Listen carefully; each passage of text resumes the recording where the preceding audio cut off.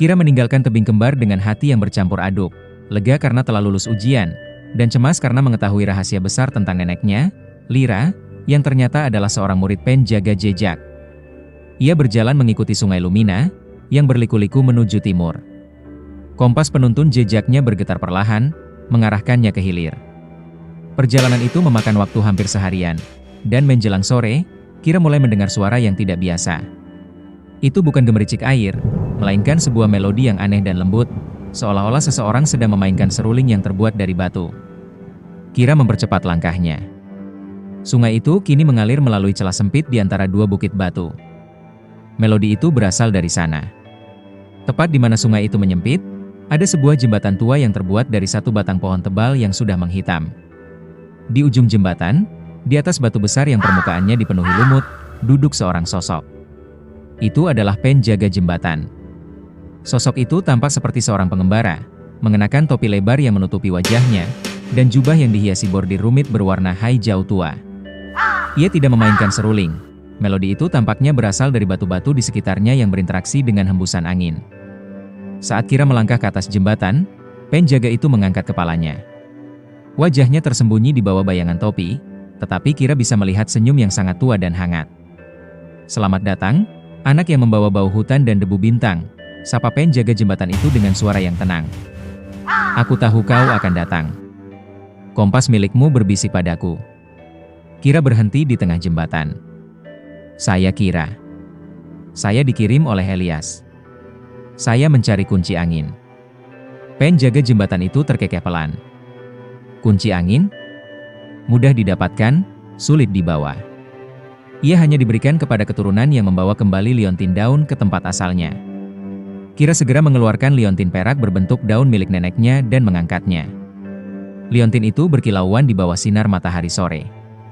Penjaga jembatan itu berdiri, dan kali ini, Kira melihat bahwa jubahnya dihiasi dengan pola yang mirip dengan lambang mata pengintai, sama seperti yang ada di bawah hutan kelabu.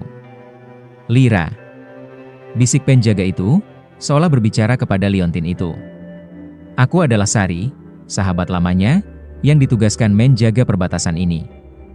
Lyra meninggalkanku liontin ini sebagai janji bahwa suatu hari, ia atau keturunannya akan datang untuk memperbaiki yang rusak."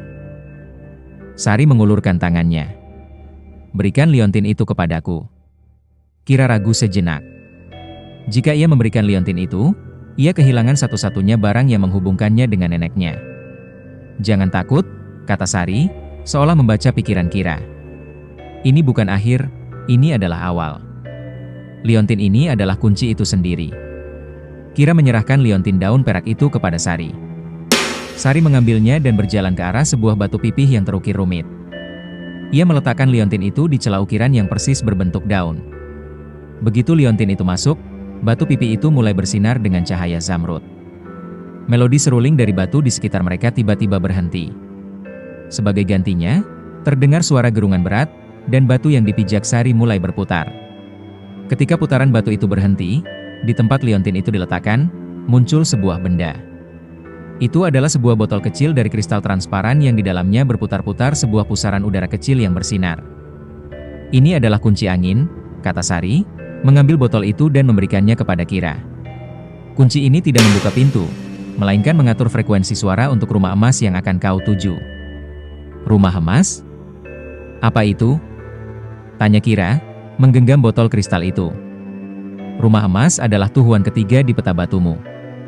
Itu adalah menara observasi terakhir yang didirikan oleh para penjelajah Eteria sebelum mereka pergi. Di sana, kau akan menemukan semua jawaban yang kau butuhkan, cara untuk membuka gerbang bintang dan cara mendapatkan kembali kristal hati," jelas Sari. "Gunakan kompas penuntun jejakmu. Ia akan menuntunmu ke puncak terakhir, puncak sunyi." Sari kemudian tersenyum misterius. "Oh, dan sampaikan kepada nenekmu, Lyra, bahwa aku menyimpan cerita tentang penjelajah Eteria terakhir yang tersisa di Lembah Lumina untuk dia ceritakan padamu, bukan aku." Bersambung di episode 8.